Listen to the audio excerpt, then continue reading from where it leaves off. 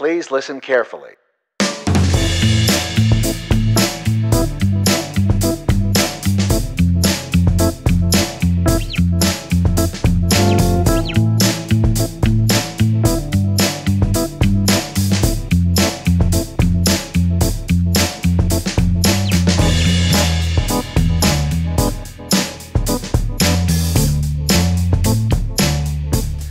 What's up, everybody? It's your old pal Dave, and welcome to Splendid. This is episode number 10. We hit double digits, y'all. Thank you. Thank you. Thank you so much. What's that thing that people do? This?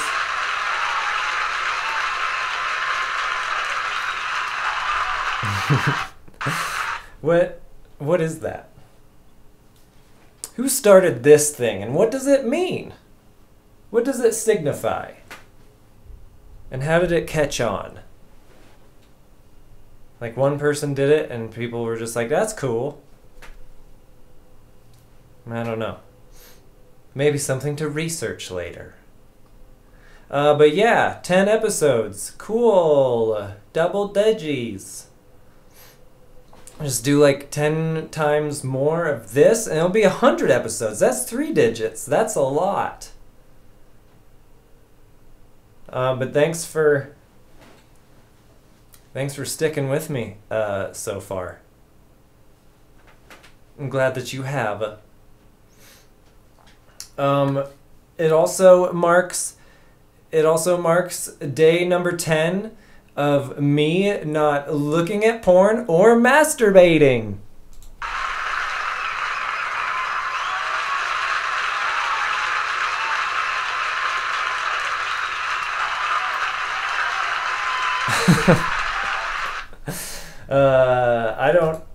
I don't know really.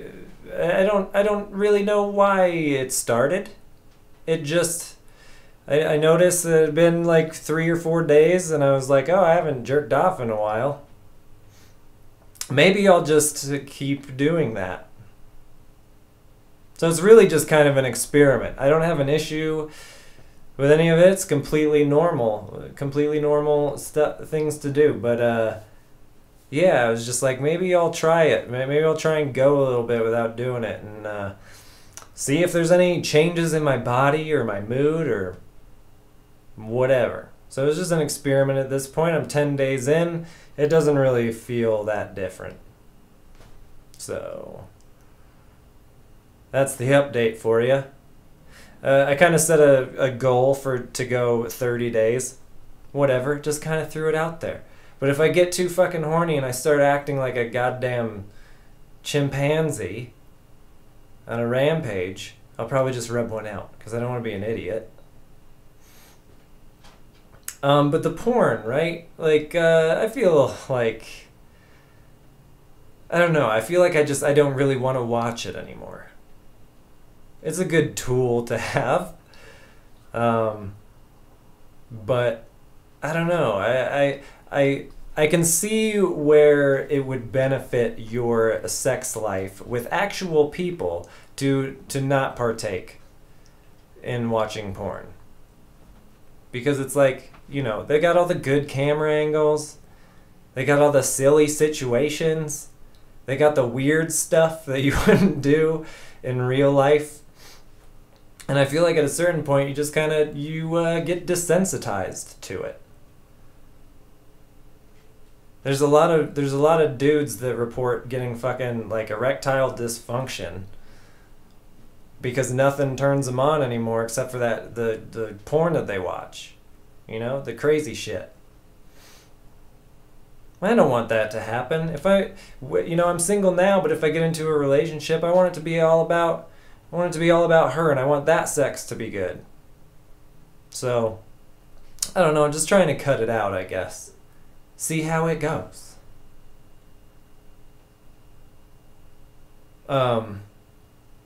But yeah, I don't know. I haven't like kept track of this. I've just been kind of whacking it however I feel since, you know, since the early days or the first day that I realized that rubbing my crotch against the mattress felt good. And having that first orgasm, boy, I remember it vividly. It's like, what the fuck happened? What just happened there? And how do I feel this all of the time?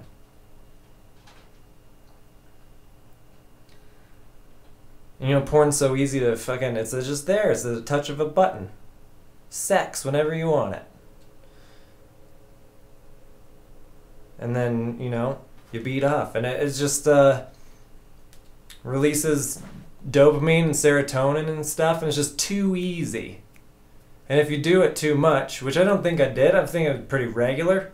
I don't think I had a sex addiction or nothing like that. I think I'd know if I did. But even at the regular pace, I feel like, you know, it's not good to just have it come that easy.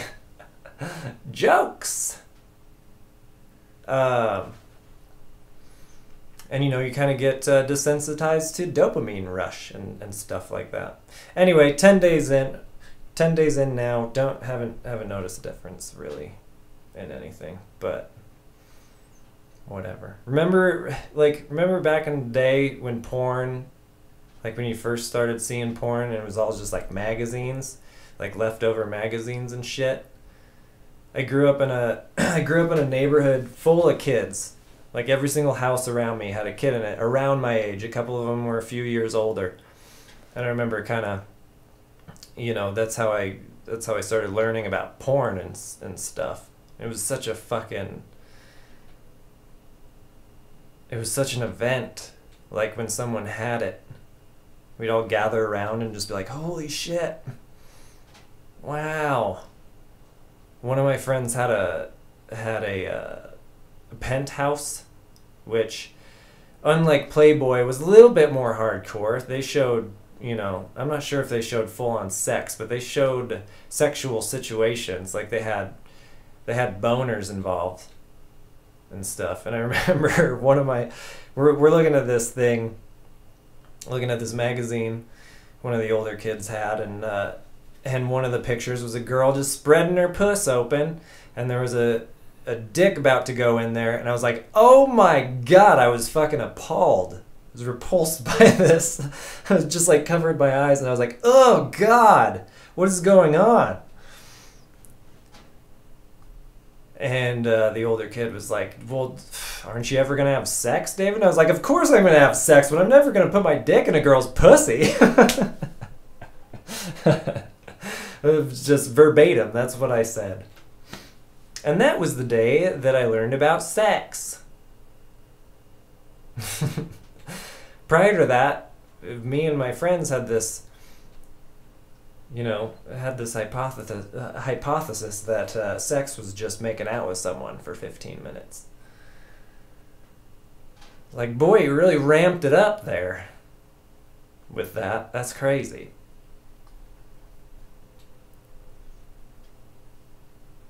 So yeah, I don't know. Just gonna cut it out for a minute. I'm gonna go 30 days. See where it takes me.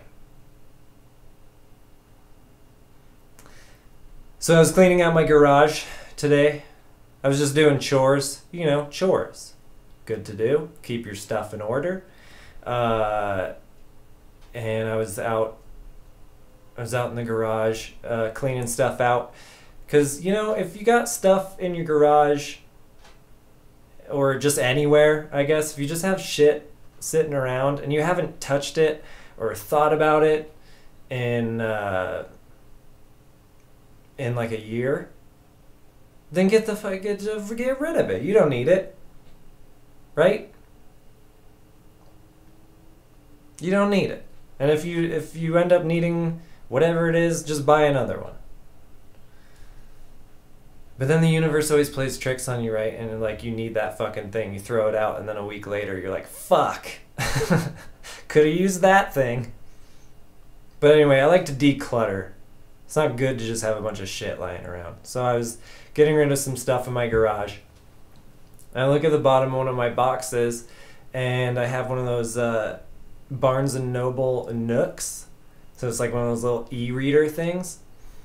I was like, oh, that's cool. I've been reading a lot more as of late. I was like, that's cool. I could use this thing. Just download books onto this motherfucker. But I gotta see if it works, because it's been in there for I don't know how long. In the garage for a while, going through the different temperature changes of the seasons and stuff. So I got it out, plugged it in. Works just fine. Works like a champion. And I look on there, and I look at what I have already on there, and I have all of the Harry Potter books on it. And I was like, oh yeah, I downloaded all these like a couple years ago.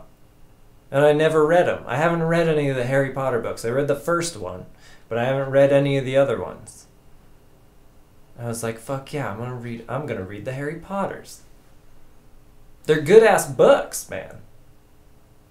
I don't know if you know, but they're pretty good. They read like butter. Like they're just easy to read, and she created such a magical universe there. You know, it's fun to get lost in it. So I've really been enjoying my time with old Harry and Hermione and Ron and all the shenanigans at Hogwarts. It's such a feel-good, I don't know, it's just such a feely-good universe. It's such a fun thing to be involved with. Like, one of my happy go-to places is just like cuddling up on a couch with a special someone, and it's like fall or winter and there's inclement weather, it's like raining or snowing, and you're just watching a Harry Potter movie marathon. That's one of my like really feely good, warm and fuzzy places.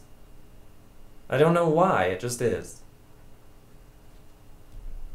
I don't know why Harry Potter is the choice, because I'm not super familiar with the books. I'm not super familiar with the movies. I've seen all of them, but I'm not super involved with them. But I don't know, for some reason, it feels good. Oh, Harry.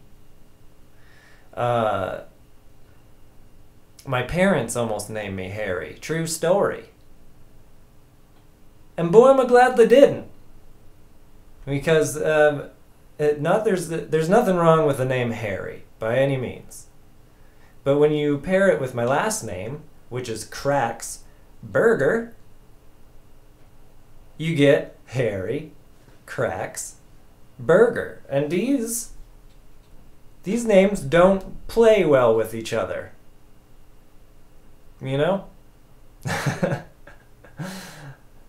would have created a lot of unnecessary torment in my elementary school days. And, you know, probably throughout life, really. This is a walking joke. There goes Harry Cracksburger. Just sounds bad, makes me cringe saying it. Like, I got enough shit with my last name. Cracks. You don't have to get too creative to make fun of that as a child.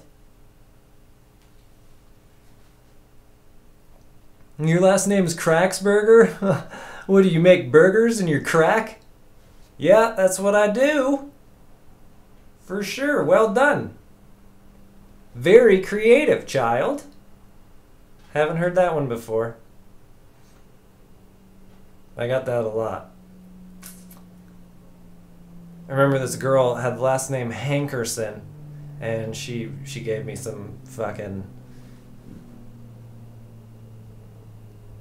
She gave me some shit for my last name. And I'm still navigating, you know, the little kid terrain of picking on people and making fun of one another and teasing. It's a new landscape for me. So she said something about my last name, and I'm just like, oh yeah, Hankerson? What? Do you have a handkerchief that you take out of your pocket and you blow your nose in it, and then you rub the snot all over your face? Is that what you do? Crickets, David. That didn't go over very well, did it? You know, just don't respond at all. Probably would have been better. Everyone's slanging your mom jokes at each other. Your mom's fat. Yeah, I fucked your mom last night. Oh, I thought, for some reason, I thought a really good response to anything mother related was, my mom is dead, you fuck! I always thought that would be good, but that always just turned shit a little bit awkward. Things would get real quiet, or they would just be super asshole children, and they would keep going with it. They're like, yeah, I know, still fucked her. Ooh-wee. Corpse fuckers. That's why she didn't move around a lot. You have bad parents, kid. Anyway, my dad gave me this really good piece of advice. Then I think everybody should tell their kids how to do this. I just remember him telling me, yo, when they poke fun at you or tease you, just nod along and agree. Agree with them. They got nowhere to go. And so I tried it, right? They're like, hey, Dave, I fucked your mom last night. I was like, cool. How was it? It was good. Cool, man. Yeah, it was. Boom, nowhere. They got nothing. Or fucking, like, I've been skinny my entire life. It's just a thing. It's how I'm built. But, you know, it's just an easy thing to poke fun at. So kids would always be like, oh, what up, string bean? Why didn't you eat a sandwich, David? You're right. I should eat a sandwich. Thank you. Yeah. Because, you know, you're thin. I am thin. Boom. Done. Over. It's just a really good little gem of wisdom there. Because they're really looking to get a rise out of you, you know? They want the kids that are going to cry. They want you to cry and get upset and fight with them. So if you don't, they just got nothing to do. And they move on to the next kid. If they start moving to physical tactics, then yeah, you're gonna have to get up in their face. And you're gonna have to go wild. You're gonna have to go crazy. You're gonna have to start trading blows with someone. But that's okay, you know? Sometimes you gotta do that. Just start flailing wildly. And you know what? If you get knocked in the face, I've been punched in the face before. It's not so bad. You just kind of, it happens too fast to even know what's going on anyway. You wake up and you're a little bit sore in the face. Okay, that's fine. They probably won't mess with you anymore though if you put up a fight. And sometimes you gotta go through that. The other option, you can do what my friend does, and he's putting his kid through Jiu Jitsu. Boom, ain't no one gonna be fucking with that kid. And if they do, they're gonna get their ass choked out. And then no one will fuck with them. For sure.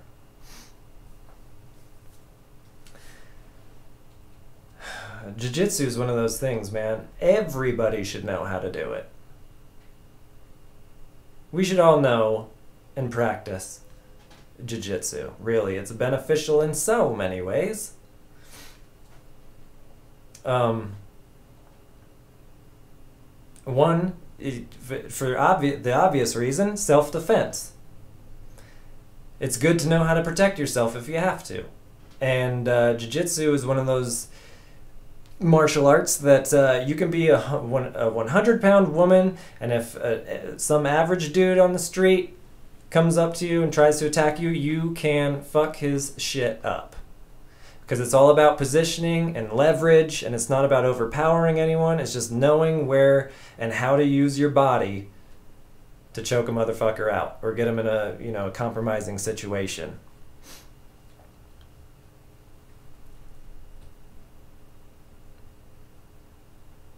So yeah, protect yourself. And also, it's good to go and like you're essentially fighting people to the death, right? But in a controlled situation. So when you go and train and you're rolling around with all these different people and you're battling, right? When you go through that grind and you're fighting all these battles all the time, ordinary life, all the struggles and the problems of ordinary life don't seem so bad anymore because you just got done, getting your ass choked out or choking someone else out, or you go through these really rigorous tests when you train. And so it makes just normal life seem so much easier.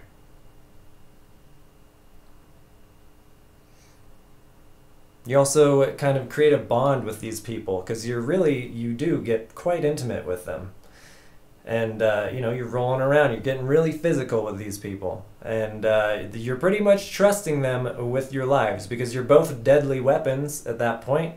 You could kill one another. You don't, but you could.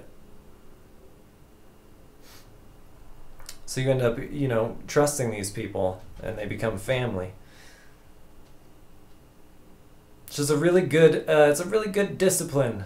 It's a really good discipline to have, and I think everybody should do it. And if everybody knew how to do it, they wouldn't be fucking idiots, and we wouldn't be, you'd be more respectful of everyone around you. You'd be more respectful, and you wouldn't be an asshole just that doesn't know anything, flailing and trying to fucking fight people all the time. You wouldn't feel the need to prove yourself in that way. So, I don't know, Jiu Jitsu is one of those things that is high on my list. It's really high up there on my list. It's one of those things that I've always wanted to do, and I know that I want to do it.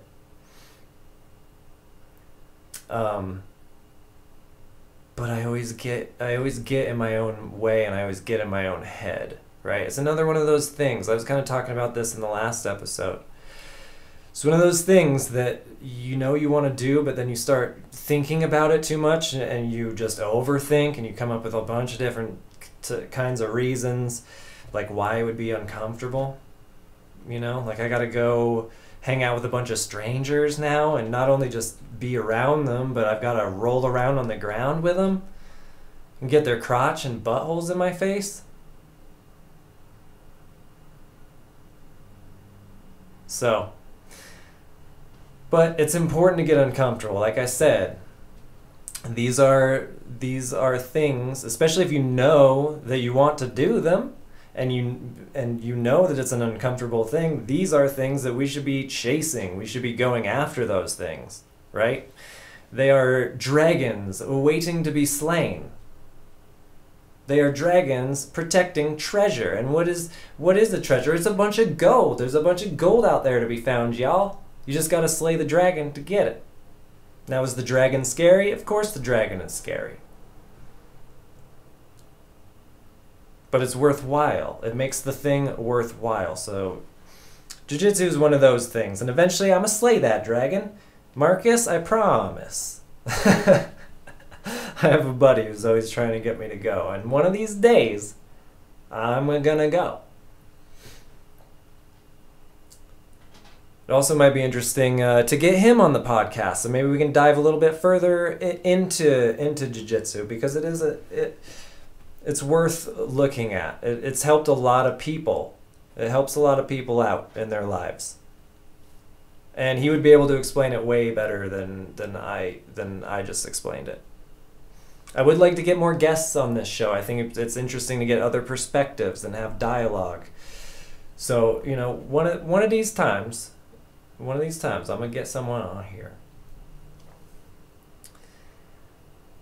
But yeah, about getting in your head and such. I've felt pretty peaceful the past couple of days. I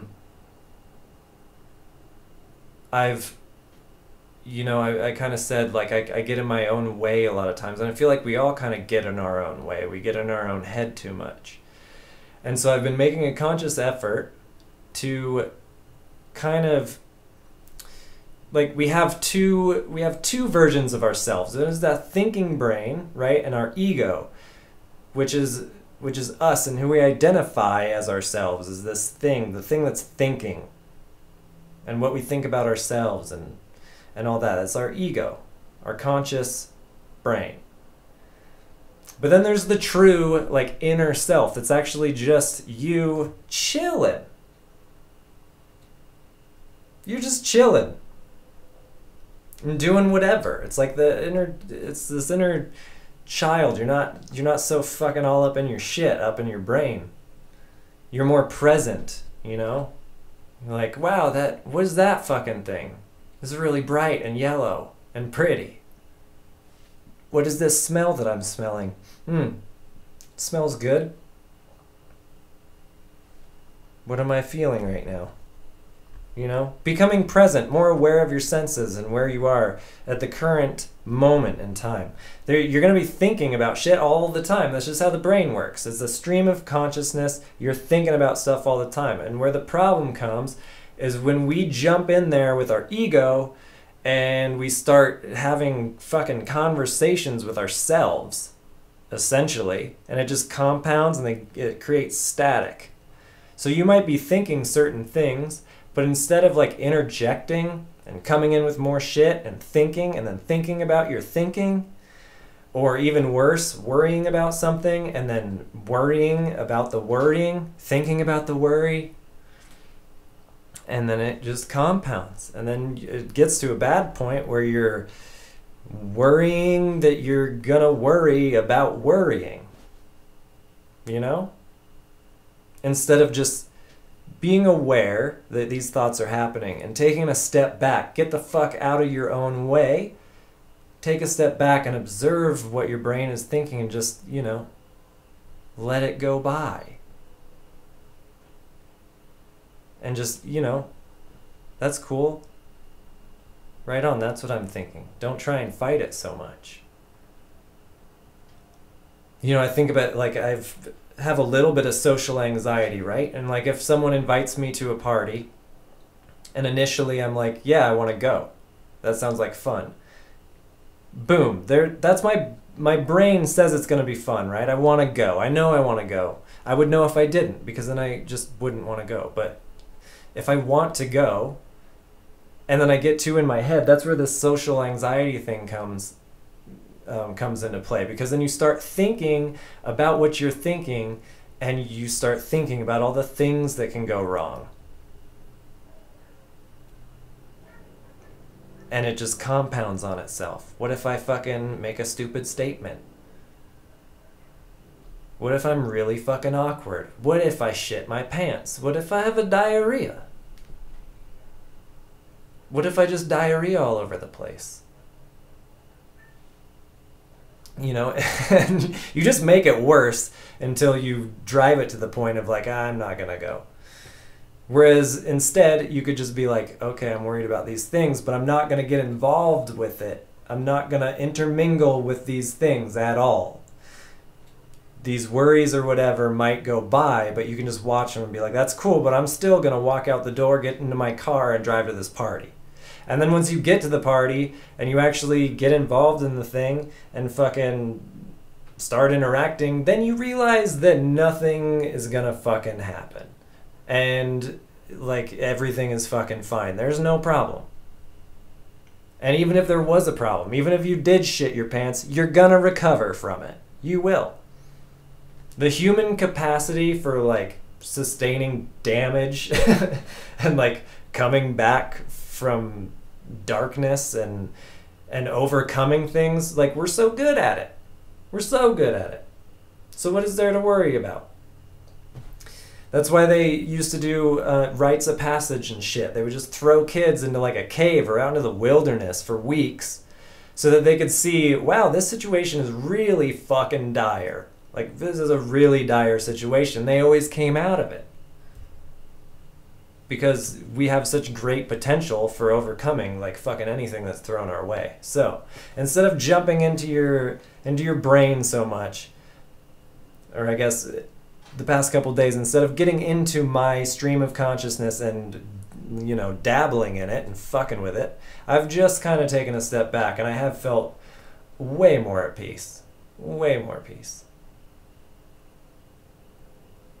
So, if you've been fucking around with meditation, this also becomes a little bit easier because you kind of have some practice in separating your conscious brain from your inner self. You've kind of worked on it a little bit. But just being aware that you can do that, and it is a thing you can do, and sometimes you just don't think, fucking act. Go do the thing. Take the action and don't think about it so much. A little bit of thinking is okay, right? Obviously. A little bit of thinking is fine. Don't jump off a fucking cliff. It's probably a bad idea. But don't overthink things. It just creates oscillation in the brain, creates anxiety. Extra worry, it just compounds. So, yep. That's it for me, y'all. That's all I got. But, 10 episodes, guys. 100, here we come. Fuck yeah. If you haven't subscribed already, make sure to subscribe. It really does help me out. It gets my videos out there a little bit more. And I'm trying to make this thing fucking global, y'all. So, thanks. Thanks for joining me. Hope y'all are having a great day, and I will see you on the next one.